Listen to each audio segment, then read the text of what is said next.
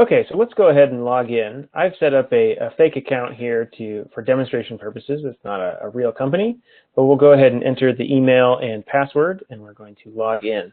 Now this takes you to the dashboard, which is your sort of landing page that shows all of the products that you have currently rated with the CRRC. I'm going to skip over this for a minute and talk about a few other tabs before we come back to that.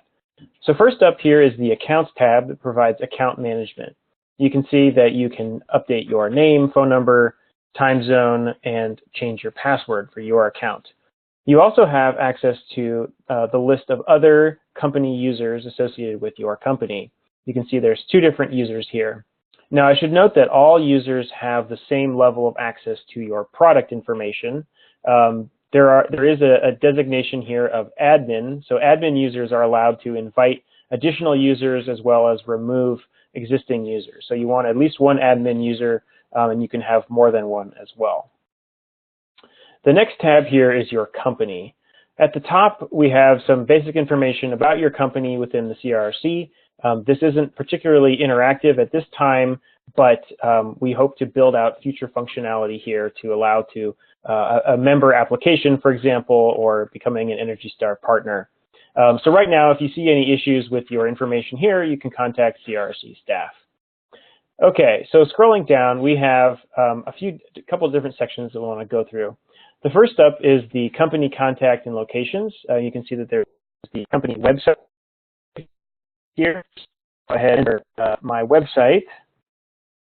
So this way, products listed on the CRRC directory will display the URL here and allow customers to find your website. All right, so I've saved that. All right, so now you can see a couple different contacts. So contacts are different than users in that a user is someone who has the ability to log into the portal and access the account associated with your company. A contact is not somebody who necessarily has access to the portal, but is just a contact information. So you can see here I've got 3 different contacts. First up is myself, the fake user, and I am assigned the product contact designation. Now I also have my accounts payable, so I have my sort of finance department, and they are indicated as a billing contact. So selecting the appropriate person as the billing contact, you can also have more than 1 billing contact if you prefer. Those people will receive emails related to invoices or sort of other financial information that's relevant to them. And then lastly, we have my sort of plant contact, the production manager of a facility. They aren't the public-facing product contact or billing contact, but that will come into play later when we create a new application. And then down below here, you can see additional product contact information. This is to assign the public-facing product contact for the products that you have listed. So basically, this just shows a list of all of the contacts that you've created. And in this case, my fake licensee user is the appropriate contact for all the products. And that allows customers to be directed to that person on the directory. Now, for example, you can assign different users. So, not these examples, but let's say you have 2 different divisions. You've got an asphalt shingle division and a coating division. You can assign different contacts to those so that the customer is directed to the appropriate person for that type of product.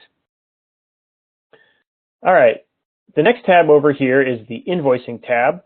So right now I have no unpaid items, but basically what we've created is like an online shopping cart. Every time you generate something that has a fee associated with it, it will show up in your unpaid items.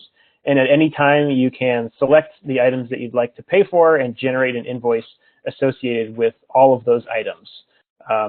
You can also see that there are lists of unpaid invoices down below. So you can see I've created a few invoices that haven't yet been paid. You can also click on the View Past Invoices, which will take you to a sort of a full accounting of invoices, and you can see that there are additional invoices that have been paid.